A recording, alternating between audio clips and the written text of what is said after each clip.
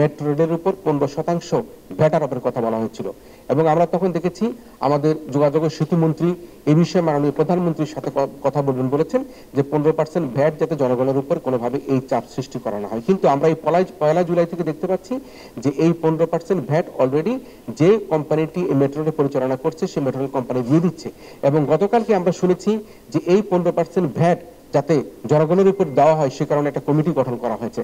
আমি দৃঢ়তার সাথে বলতে চাই মেট্রো রেলের সুবিধা প্রদানকারী প্রতিষ্ঠান এবং সরকার যদি আজকে এই মেট্রো রেলের উপর 15% ভ্যাট জনগণের উপরে চাপিয়ে দেয় তাহলে কিন্তু মানুষের মধ্যে একটা অসন্তোষ তৈরি হতে পারে।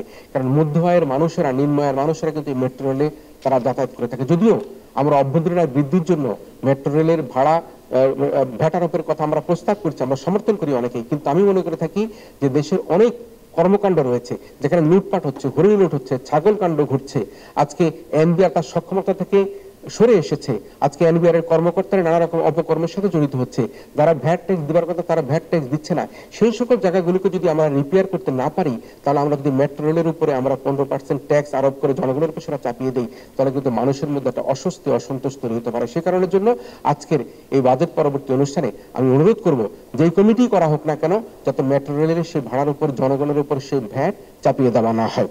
আমরা কুইক রেন্টালের কথা বারবার এখানে এসেছে, আমরা জানতে চাই যে এই কুইক রেন্টালের নামে আজকে এখনো যে ইন্ডেমনিটি দেওয়া হয়েছে, এখনো এই কুইক রেন্টালে কতখানি আমাদের প্রয়োজন রয়েছে।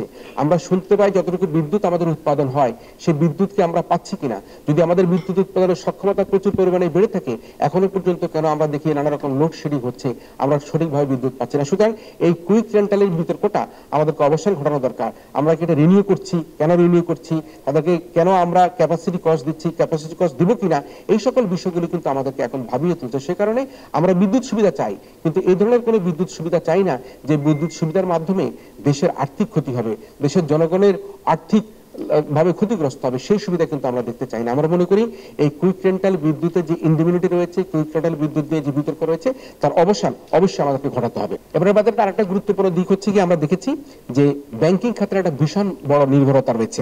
ঘোষিত বাজেটে যে ঋণ নেবার কথা বলা হচ্ছে তাতে দাঁড়াবে 1,13,500 কোটি টাকা, যা মোট বাজেটের 14.24% এবং 7 ভাগের 1 ভাগ। আমরা ফলে যেটা দাঁড়াচ্ছে যে ঋণ ছাড়াও বাড়বে আমাদের ঋণ পরিশোধের চাপ। আমরা ঋণ এবং ঋণ পরিশোধের যে চাপ সেই চাপটা কিন্তু আমরা খুব দ্রুত দেখতে পাবো। আমরা প্রত্যেকে জানি যে $100 বিলিয়ন উপরে কিন্তু আমাদের এখন দেশি বিদেশি ঋণ রয়েছে। সুতরাং এই ঋণের চাপ আমরা কিভাবে মোকাবেলা করব সেটি কিন্তু আমাদেরকে সুস্পষ্টতা জানা দরকার, যেটি বাজেটের মধ্যে আমরা খুব ভালোভাবে পরিলক্ষিত করতে পারিনি।